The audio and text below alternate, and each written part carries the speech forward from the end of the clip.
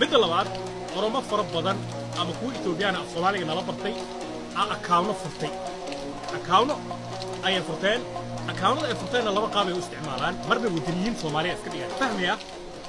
mar waxay iska dhigaan wadaniyiin Soomaaliyeed oo waxay bilaaween inay looga sameeyaan noocaas oo kale waa oromo ay dhan inta looga soo sameysteen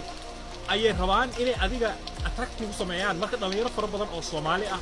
oo iska caaboon qadiid ay qaaday dadkaas galay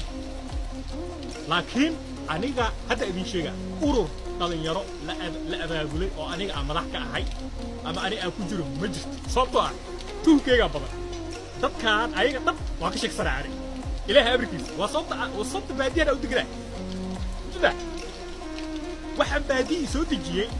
tuhuna ka qabaa Soomaalida ayaga dhan waa qabyaalinsiyaal wax Soomaalida wuxuu u badan yihiin dadka horta qof kastoo qabyaalinsi oo doqon iyo tuug la soo adeegsaday ay u badan yihiin